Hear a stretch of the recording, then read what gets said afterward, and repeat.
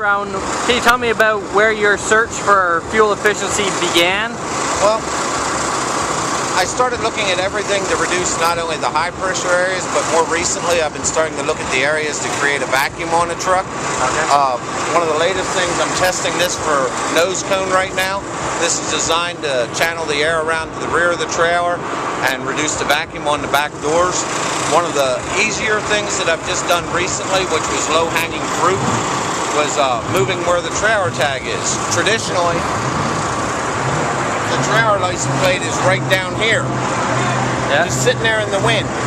And you know, it was a hard thing to measure, but it's pretty conceivable that that could be a half gallon a day. Really? And at $3.70 a gallon, running 5 days a week like that, that worked out to $444 a year to have your license plate there. Pretty easy thing to do too, isn't it? Well, you know, and the funny thing is, when you're talking about that, if they raised the price of our tag by $444, we'd go through the roof, but yet we hang it in the air for year-round to spend it. Yeah. So putting it right up here seemed to make much more sense. The other thing I did is nobody makes a mud flap to fit a wide base single tire. Oh yeah? So fleet engineers worked with me and we made up a set of mud flaps to fit the wide base single tire and their flow through to reduce the vacuum on the back side of them as well. Okay.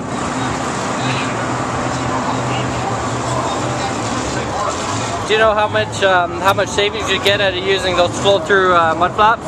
When I did the mud flaps, I can't say specifically on them because I don't have enough years of my life to test everything for 6 months. So I had done 3 and 4 things at a time if they were directionally correct. Before, the mud flap stuck this far out past the tires and was literally bending the mud flap brackets. Okay. So I know it had to be better. You know, it's one of them ones that was a no-cost thing, so it did not matter. Right. Just did the wheel covers from real wheels, and they're showing to be somewhere between 2 and 3% improvement on the fuel economy. Wow. One of the real big ones that I did when I put on the side skirts from Fleet Engineers, that was a full half mile to the gallon. So that was a real nice deal. They're only about $1,200 for a pair, and you don't have to drill any holes in the trailer to put them on. And it's a 3-piece design that if you break any part of it, you can just fix that part. Moving farther up, did the same thing on the mud flaps on the truck. And as a matter of fact, the 45 on the end, the way the air rolls over the end of the tire, I had read a study that back when fuel was $2 a gallon on 100,000 miles, that was approximately $200 a year. With fuel at $4 a gallon, well, that's $400 a year. And there's so many low-hanging fruit things like that to do on a truck, that if you find 10 of them, it adds up into real money. You know, any one of them by themselves, would it be significant? Probably not. But you find 10 200s or 10 400s and it starts adding into real money. Also running the wide base singles on the truck, the covers from real wheels. And a simple thing I did was to remove the quarter fenders in here. When I removed the quarter fenders from there, what normally happens when the air goes by here, that forms a vacuum, pulls the air back in, lifts the water up and makes it spray all over the place. My road spray actually went down, taking them out. The nose cone that I put on there, that found 3/10 of a mile to the gallon. And the tractor, when I spec'd it out originally, it's a 6x2. I'm not powering the rear axle. Okay. I have a locker in this one and I have a dump valve to help me in low traction situations. Got the latest aerodynamic package that Freightliner makes with the lower skirts, the upper part in the back that's changed. I'm running the DD15 455 horse 1550 1750 multi-torque engine with 13-speed ultra shift and 342 gears.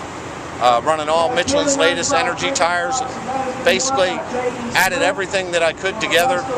That in the last 8,000 miles on my DDEC report, I've averaged 9.15 mile to the gallon. And on paper, my average is usually 2/10 less than whatever my engine report says. So 8.9's not bad. Not bad at all. My average load weights are on the light side. It's usually between 15 and 30,000 pounds. With that being said, I'm also never empty. I load and reload at the same dock on both ends, so I have actually 0 empty miles, so that has to be factored in as well.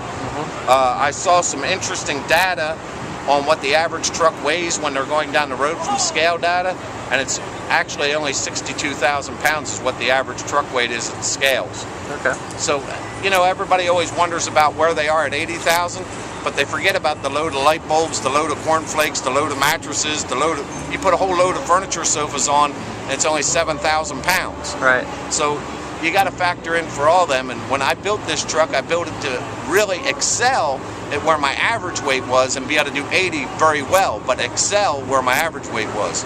Where a mistake I see in my mind that a lot of people make, they design their truck to excel at 80, and then it just does okay at where average weight is. Right.